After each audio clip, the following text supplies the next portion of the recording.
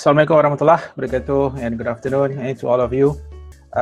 Actually, we have come to the last part of chapter 5.1 di mana in this kita katakan the finale lah of this 5.1, kita akan have a look at how to explain the ideal and non-ideal behaviors of gases in terms of intermolecular forces and also molecular volume.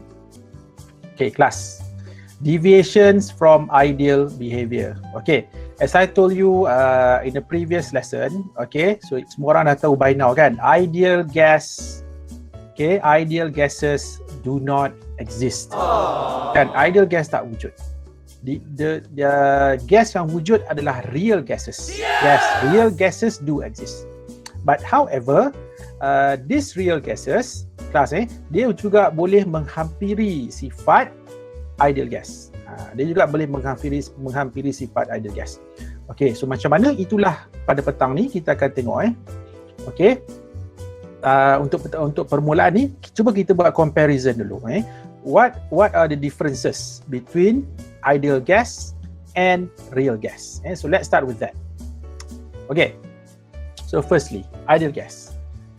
If you still remember, in one of the postulates kan dalam kinetic molecular theory states that molecules of gas has negligible volume, and due to this, that's why for ideal gas kita boleh assume apa? Kita boleh assume volume occupied by gas adalah the same as volume of container. Maksudnya kita tak ambil kira langsung tentang molecular volume ataupun the volume of gas particles. But for real gas, okay, ini kita cerita yang sebenar. Ini kita buat ideal gas versus real gas. Okay, so in real gas, in actual sebenarnya, molecules of gas do occupy some space. Okay, no matter how small it is, okay, tak kisah berapa kecilnya molekul gas tersebut, gas molecule, gas particles actually do occupy some space. Okay, ini perbezaan yang pertama kan antara, ataupun kita katakan deviation macam mana real gas deviate daripada ideal gas behavior. Okay, this is the first comparison. The second comparison, in ideal gas, okay, ini adalah assumption yang keempat the fourth assumption dalam kinetic molecular theory untuk ideal gas behavior kan, dalam states that molecules of gas do not attract dan do not repulse one another. Nah, ingat, ini untuk ideal gas. But in actual, yang sebenar, dalam real gas there are intermolecular interaction. Kalau tak ada intermolecular interaction, okay, jadi apa yang you belajar dalam chapter 4 tu? Kan, you belajar chapter 4 apa? 4.4, intermolecular forces. Nampak tak? Jadi kalau kita anggap tak ada attraction, apa tujuan kita belajar chapter 4? Dalam chapter 4, you dah belajar when two particles berada close together, berada berdekatan, menghampiri, berdekatan, apa berlaku? Akan wujud attraction. Jadi how come dalam ideal gas kita kata tak ada attraction? Jadi yang sebenarnya in real gas class there are intermolecular interaction ataupun yang kita sebut sebagai intermolecular forces, dan kita tak boleh abaikan benda itu. So nampak tak? So these are the two differences. Okay, yang major lah major differences antara ideal gas versus real gas. Okay, jadi kena ingat benda ni Okay, right. So now let's look at this diagram class. Okay, tadi kita dah mention kan, dalam real gas, antara particles dengan particles of real gases ada interaction. So bila ada interaction, tu tengok katakanlah kita ada satu particle ni. Okay, and this particle is heading towards this wall. Kan, dia menuju ke arah dinding bekas ni. Dan kita tahu apa nasib partikel ni, dia akan berlanggar dinding bekas kan, dia akan langgar dinding bekas ni. Okay, dalam ideal gas antara particles tidak ada interaction, tidak ada attraction, tidak ada repulsion. Jadi apa yang berlaku adalah let's say if this gas particle nak langgar this dinding bekas ataupun this wall of this container, so dia akan berlanggar dengan bebas. Maksudnya pelanggaran itu adalah pelanggaran dengan tanpa ada something yang menghalang dia. So dia akan langgar, langgar macam tu dengan kuat. Impact dia of course sangat kuat. Tetapi dalam real gas, ingat dalam real gas, apa yang berlaku adalah ada attraction. So means that sama ada partikel-partikel lain yang tarik dia. Faham tak? Ada partikel yang tarik dia. So bila partikel-partikel menarik this particle, okay, this particle tetap akan langgar dinding bekas. Tetapi the impact of the collision is much less than dalam ideal gas. Sebab apa? Dalam ideal gas itu seolah-olah dia langgar tanpa tekan brake lah. Faham tak? Maksudnya dia langgar dengan impact yang kuat, berlanggar kan, kuat, tanpa ada apa-apa yang menarik dia daripada belakang. Okay, dalam kes real gas, yes, the particle still langgar dinding bekas. Tetapi pelanggaran itu telah diperlahankan oleh tarikan dengan partikel-partikel gas yang lain. So it still langgar dinding bekas, berlanggar juga, tetapi the impact of the collision adalah rendah daripada dalam ideal gas. So that's why kalau in terms of pressure class, kalau kita compare kan, real gas punya pressure, kalau you compare dengan ideal gas punya pressure, so ideal gas punya pressure ataupun kita katakan the pressure of ideal gas is much higher than the pressure exerted by real gas. Sebab apa? Sebab dalam ideal gas, these so-called intermolecular forces kita tak take into account, kita tak ambil kira. Sebab tu dalam ideal gas normally dia punya pressure adalah lebih tinggi daripada real gas. So this is one of the perbezaan lah yang dikatakan apa beza ideal gas dengan real gas. Okay, right, seterusnya kita tengok pada this graph. Okay, so this graph actually adalah satu plot of PV over RT versus the pressure of 1 mole of various gases pada suhu 273 Kelvin ataupun pada 0 degree Celsius. Okay, jadi kalau you tengok okay, yang dotted straight line ini mewakili ideal gas. Okay, sebab apa mewakili ideal gas? Sebab daripada ideal gas equation kan PV equals to nRT. So that's why PV over RT equals to N.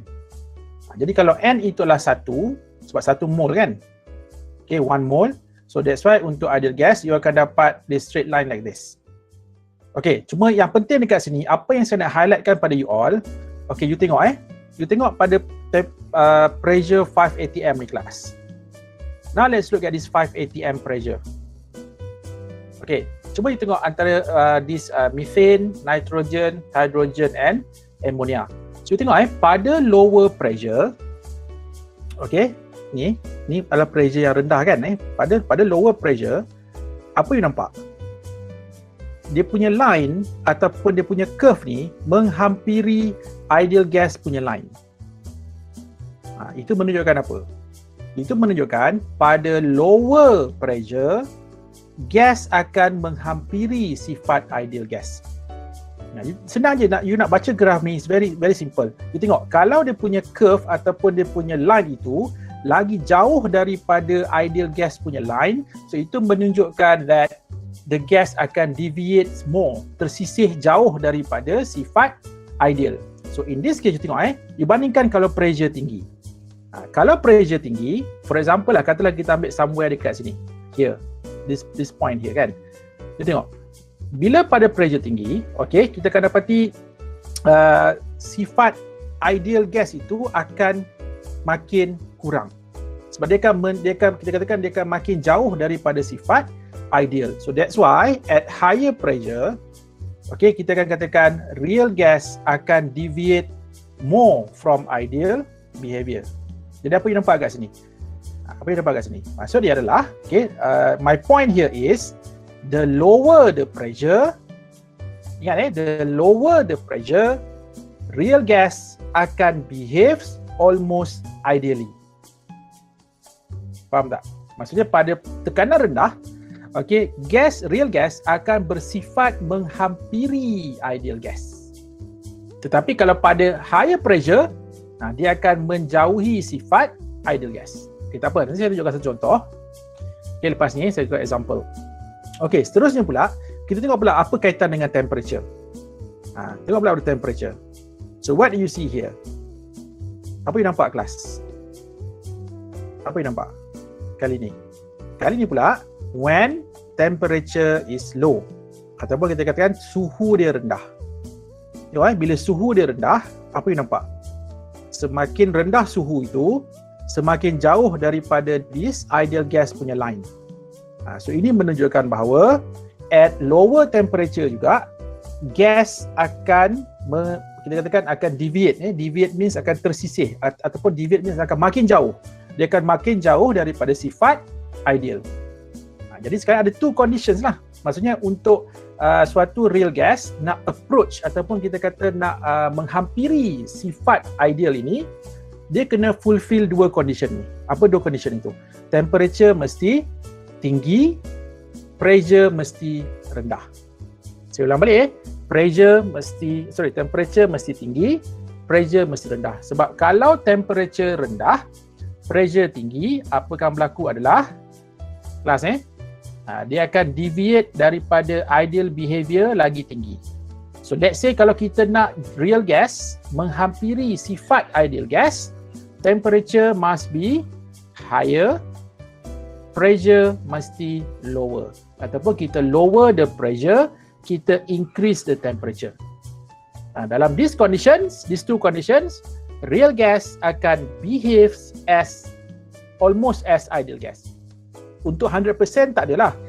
Tapi dia akan menghampiri. Faham tak? Dia akan deviate less. Tapi pada lower temperature, higher pressure, dia akan deviate more.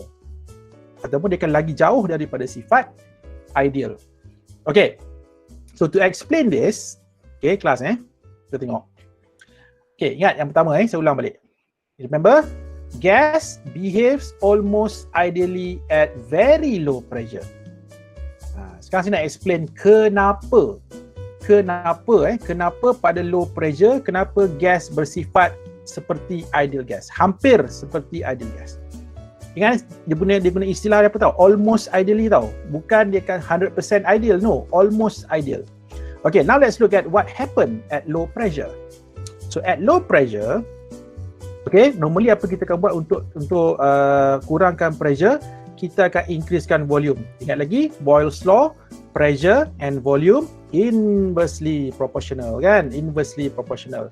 The lower the pressure, the higher the volume, the lower the pressure. Jadi sekarang ni, untuk kita nak rendahkan pressure of the gas, normally kita akan increasekan the volume. Mungkin kalau dekat dalam silinder tu ada plunger yang boleh kita naik atas ke bawah, kita akan naik dia ke atas supaya kita increase the volume. Jadi bila volume is increase, what happen? Gas pressure akan rendah. Okay, ini apa yang dah belajar dalam Boyle's law, kan? Okay, seterusnya. So when this happens, apabila volume increase, apa akan jadi adalah, you kena faham, gas molecules tetap dalam tu masih sama. Bilangan the number of gas molecules still the same, tak berubah. Okay, jadi apa yang jadi adalah, these gas molecules akan berada pada jarak yang antara satu sama lain akan jauh. Sebab volume dah makin besar, tetapi bilangan molekul gas masih sama. So that's why in this case, the gas molecules akan far apart, akan berada pada jarak yang jauh antara satu sama lain. Okay, so what happen when the gas molecules are, kita katakan far apart? Apa jadi? So apa jadi adalah, intermolecular forces kita katakan boleh kita abaikan. Nampak tak? Intermolecular forces are negligible. Okay, kelas. Ni saya nak tanya. Kenapa? Kenapa when the gas molecules are far apart, why kita boleh neglect these intermolecular forces? Okay, ingat lagi tak? Bila kita bincang dalam chapter 4, dalam topik IMF, kan kelas? Saya nak tanya, IMF ni dia akan wujud bila? Bila ada attraction antara dua particles. Kelas, bila akan wujud attraction? When they are close. Yes, correct. When the two particles are close enough ataupun kita katakan are close together, baru ada attraction. Mana boleh satu partikel dekat Melaka, satu partikel dekat Perlis, boleh ke berlaku attraction? Tak boleh, jauh. Jauh. Jadi itulah apa yang berlaku dalam kes ni. Bila volume increase, bilangan molekul tak berubah, tetapi jarak antara the distance between the particles, the gap between the particles becomes jadi lagi jauh, lagi jauh, lagi jauh, makin jauh. Jadi bila makin jauh, macam mana nak ada attraction kalau jauh? Nampak tak? Jadi that's why what can we say adalah intermolecular forces are negligible. Okay, kelas. Bila kita kata intermolecular forces negligible ni, bukankah ini salah satu daripada apa? Intermolecular forces negligible. Ini salah satu daripada apa ni? Assumption yang kita buat untuk ideal gas. Yes, untuk ideal gas. Nampak tak? Jadi maksud dia apa? Maksudnya real gas tadi dah mula menghampiri sifat-sifat ideal gas. Nampak tak? Maksudnya ciri-ciri ideal gas sudah mula ada pada real gas. Okay, so that's why seterusnya. Okay, so bila dalam masa yang sama juga, okay, volume of gas molecules adalah negligible. Okay, negligible. Maksudnya volume of gas molecule juga kita boleh abaikan. Sebab apa? Sebab bila sekarang ni you kena faham bilangan partikel tak berubah.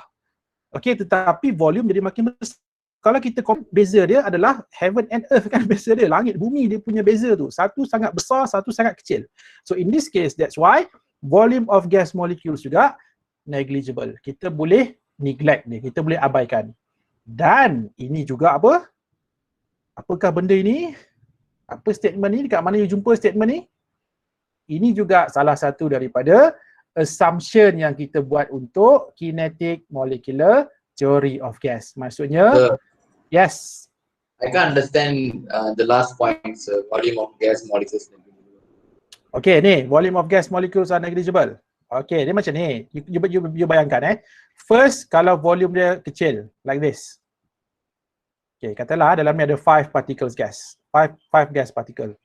Okay, bila volume kecil, kalau you tolak dengan volume of gas particle, still nilai dia tu masih significant lah, masih significant. Tapi let's say, contoh lain kelas bekas tu kita dah increase the volume. Okay, like this. Tetapi bilangan partikel masih sama juga, ataupun yang lain-lain lah. You nampak tak? So kalau kita tolak volume occupied by gas particle, kesan dia banyak tak? Saya tanya juga, you throw me this question kan? Okay, juga. Tak ada perubahan kan? Yeah. So that's why, bila volume increase, kita boleh abaikan juga. We can neglect the volume of gas molecules. Sebab the difference are very, very small. Sangat-sangat kecil. Even kalau kita minus sekalipun, you akan dapat the same value juga. Okay, so that's why, kita katakan the volume of gas molecules are negligible. Dan ini juga salah satu daripada assumption that we made in kinetic molecular theory of gas. So nampak tak? Dah ada dua benda kat sini yang kita katakan mewakili ciri-ciri ideal gas. Nampak tak? Intermolecular forces negligible. Volume of gas molecule juga negligible. So therefore, what can we say next adalah at low pressure, real gas dia dah mula obey kinetic molecular theory. Ingat, kinetic molecular theory ni, siapa yang patuh kinetic molecular theory ni? Ideal gas sahaja. Ingat, kinetic molecular theory ni untuk ideal gas je. Jadi bila real gas dah mula ada ciri-ciri ideal gas, jadi maksud dia apa? Dia dah mula menghampiri sifat ideal. So that's why in this case the gas akan behave, actually bukan ideally ni, salah ni, bukan ideally. Almost ideally. Menghampiri ideal. Dan kalau you nak kata 100% ideal, ada impossible lah, tak boleh. So dia akan almost ideally. Nampak tak? So this is what happen. Kalau you ambil real gas, you letakkan dia pada low pressure.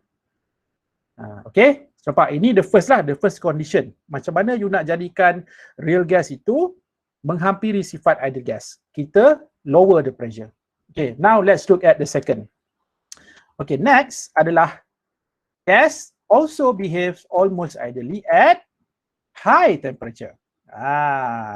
High temperature. Okay, kali ni pula kita tengok kenapa? Why?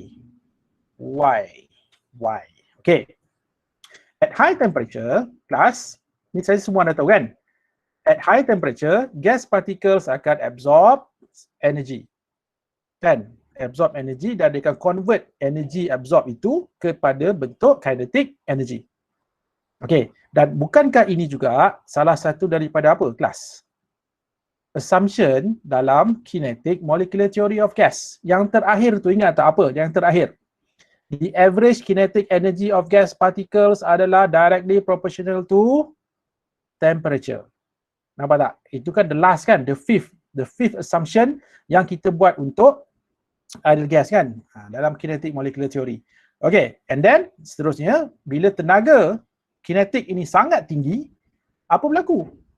The gas particles akan bebas. Kita katakan dia akan break free from attractive forces. Okay, sekarang kita faham yang memegang particles together adalah attractive forces. Tapi bila kinetic energy itu sangat tinggi sehingga dia boleh overcome the attraction, jadi these gas particles akan break free from this so-called attraction forces tadi. Jadi bila dah break free from attractive forces, maksud dia apa? Intermolecular forces is negligible. Nampak tak? Intermolecular forces is negligible. Ini adalah assumption untuk apa? Ini adalah assumption untuk ideal gas. Nampak? Maksudnya tak ada. Tak wujud. Intermolecular forces tu dah boleh diabaikan. Okay? Tolak tepi. Sebab apa? Sebab kinetic energy sangat tinggi. Dia dah boleh overcome attraction forces tu. Jadi memang tak ada lah attraction forces pada higher temperature. Okay? And then, inilah dia. Nampak tak? Sama, masih sama. Maksudnya, bila salah satu ataupun mana-mana dalam kinetic molecular theory tu, dia ikut benda tu, maksudnya kita katakan real gas itu, dia dah mula obey kinetic molecular theory of gas. Ataupun kita katakan dalam checklist tu, ada beberapa boxes, dia akan tick the box lah. Faham tak? Maksudnya dalam case ada. Dekat mana? Itu. Intermolecular forces is negligible. Okay, so at least ada satu pun dah cukup untuk menunjukkan real gas itu dah mula ada ciri-ciri ideal. Sebab kalau real gases, kelas, kalau betul-betul lah kita cerita pasal real gas ni, real gas untuk kesemua assumption dalam kinetic molecular theory tu, satu pun dia tak akan ikut. Kan, sebab itu hanya kinetic molecular theory tu, itu that is for ideal gases only. Okay tak? Okay. Okay, dan lastly, apa lagi? So the gas akan behave ideally lah. Okay, kelas boleh? Dia faham tak? So now you know kan? So macam mana real gas nak behave macam ideal gas? Okay, kita letak daripada two conditions. Satu, lower the temperature, and then you increase the, lower the pressure, temperature pula. Lower the pressure, you increase the temperature. So by doing these two, okay, real gas akan behave almost as ideal gas. So ini pun sama lah bukan ideally, tetapi di almost ideally.